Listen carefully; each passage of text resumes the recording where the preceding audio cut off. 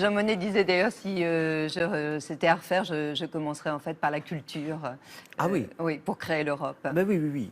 Et puis c'est ce qui dynamise les choses. On ne fait rien sans la culture. Vous êtes un artiste, vous contrariez ou raté? Non, nous, raté. Oui, c'est ça. Je suis un artiste raté. Non, mais je griffonnais, mais voilà, c'est que pour moi et c'est nul. Enfin, vous écrivez. Vous Voilà. avez mis du temps. Je dessine avec des mots. Pendant on va dire. un an, Hum. vous n'êtes pas parvenu en fait à coucher un mot sur un papier? J'ai eu besoin de prendre le large. Voilà. J'ai pris un bateau en pleine tempête et je suis sorti du port et puis je suis allé faire un tour. Vous racontez votre traumatisme et à travers votre témoignage, vous racontez évidemment aussi le traumatisme des autres, des survivants. Vous auriez dû être, on sait, ce jour-là à la conférence de rédaction, ce 7 janvier 2015. Qui est-ce qui vous a prévenu? C'est un graphiste du journal, Jean-Luc, qui en fait était sous une table et m'a appelé. Voilà. Qu'est-ce qu'il vous a dit?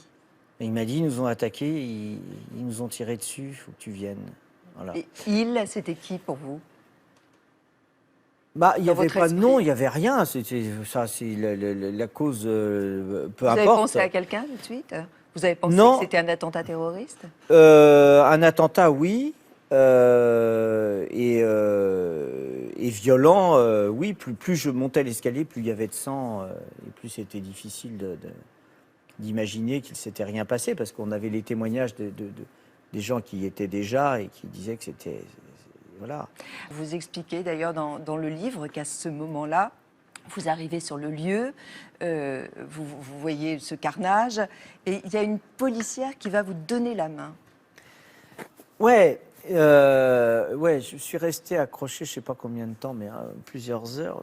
Et en fait, ce que je voulais dire, c'est que quand il arrive aux gens un drame, il y a des mots en fait à pas prononcer. Il y a des trucs. De quel genre? Moi, j'avais entendu des gens me dire ça va aller, c'est rien, va falloir oublier. Des gens qui banalisaient. Qui banalisaient. Or, faut pas du tout banaliser.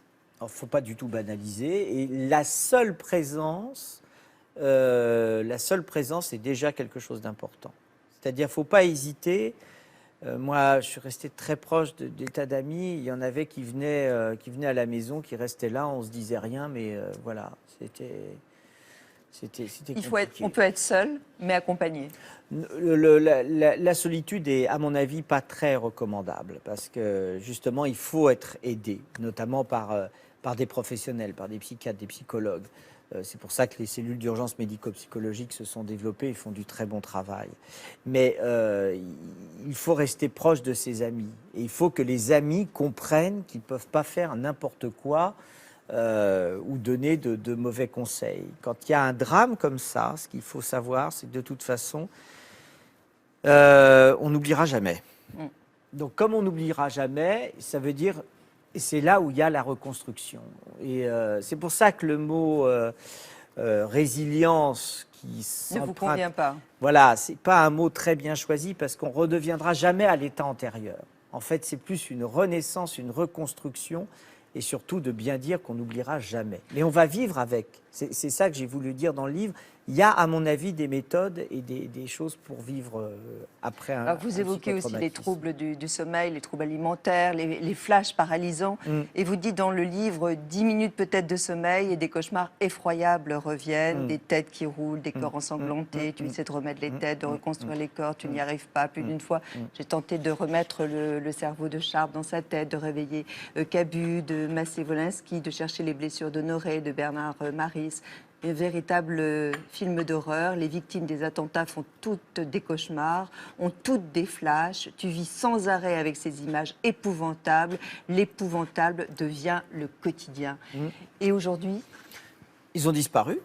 Donc ça, c'est bon signe, en fait. Ça prouve que ma mémoire traumatique est en train de se résoudre, que j'arrive à la vaincre. Les cauchemars ont disparu, sauf, c'est là mon handicap et ma singularité, quand d'un coup on travaille et quand d'un coup on a agi au niveau lors des attentats du 13 novembre 2015 et où d'un coup ça a recommencé parce qu'on réactive en fait la mémoire traumatique et ça recommence. Mais maintenant que je sais que ça recommence, je préviens par une petite médication en me disant attention, il risque de revenir. Donc, Le 13 novembre 2015, je me souviens des appels des victimes, de leur voix terrorisée, profonde et à l'écoute. Avec les permanenciers du SAMU, nous leur donnions des conseils pour rester cachés, pour garder les garrots, pour réchauffer les victimes. Le pire, c'était les appels pendant lesquels on entendait les tirs des terroristes. Oui. Je comprends que tout ça soit remonté et émergé de nouveau pour vous. Alors oui, alors il y a deux choses. Premièrement, j'avais conscience que c'était un attentat, mais surtout, en fait, le deuxième, c'est que je voulais être utile et sauver des gens. Donc du coup, avec les autres collègues au niveau du SAMU de Paris, on a tous travaillé. Vous avez des équipes d'une vaillance, d'un courage et d'un professionnalisme au SAMU de Paris qui sont vraiment exemplaires, comme les pompiers de Paris d'ailleurs. Et donc, d'un coup, tout le monde s'est mis comme un seul homme en ordre de bataille. Moi, je suis resté à l'arrière. J'avais peur d'être neutralisé si je voyais des choses. Mais par téléphone, c'était très difficile à entendre. Mais là encore, vous savez, il faut bien souligner le courage qu'ont eu des gens pour survivre, pour rester cachés. Certains nous appelaient, étaient cachés dans les faux plafonds au niveau du Bataclan. D'autres étaient cachés sous les corps. Sous les corps. Et après, on n'a pas voulu les laisser, parce qu'il y avait un concept sur la cellule d'urgence médico-psychologique qui était de dire, c'est les premières heures, après, les gens. Et on a combattu ça avec les équipes du SAMU de Paris en disant, mais non, faut qu'on leur tienne la main, faut qu'on les aide. Donc on est allé beaucoup plus loin, il y en a qu'on suit encore. Et quand les responsables du Bataclan, comme des cafés nous ont dit il faut qu'on rouvre, on a décidé d'accompagner particulièrement et on a accompagné les victimes dans ce rituel. Oui, début mars, d'ailleurs, pour moi c'est une révélation, je ne le savais pas. Début mars 2016, vous dites, donc 4 mois plus tard, 450 personnes vont se rendre sur les lieux sans caméra. Sans caméra. On les a cachés. Qui étaient ces personnes? On les a cachés des journalistes et des médias.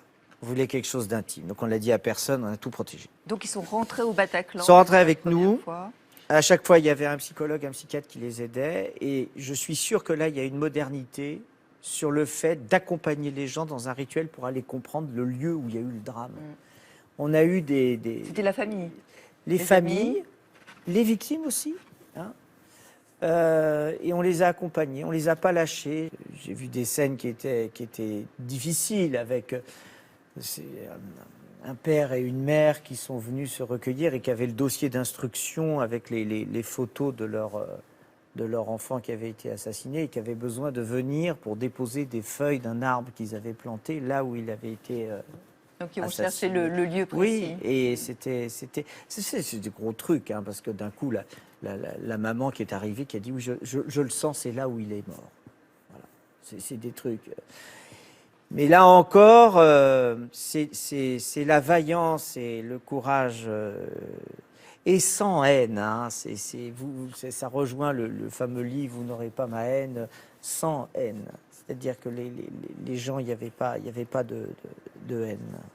Vous êtes totalement défavorable en fait à ce qu'on appelle la déradicalisation. Enfin, vous n'y croyez pas. Ça ne marche pas du tout. La déradicalisation. Non, mais ça, c'est vous le dites haut et fort. Pourquoi? Parce que je pense que ces gens, ce sont des criminels, d'accord, mais des criminels de guerre. Je pense que ce qu'ils commettent, ce sont des crimes contre l'humanité. Le radicalisme islamiste, c'est un fascisme, d'accord. Et je pense que de toute façon, quand la Syrie sera libérée, on verra qu'ils ont commis des charniers, des exécutions de masse. Donc ça sera un nazisme. Il faut le combattre et croire. Alors il y a eu des analyses de fait récemment encore, parce que j'ai saisi Marisol Touraine il y a 3 mois en lui disant qu'est-ce qu'on fait? Parce qu'ils vont, ceux qui vont rentrer, comment est-ce qu'on fait, etc. Donc ils ont essayé de faire des réunions, mais les psychiatres disent mais on ne peut pas psychiatriser des criminels de guerre, c'est impossible. Donc la radicalisation... Qu'est-ce qu'on fait de ces gens-là? Il faut les mettre en prison.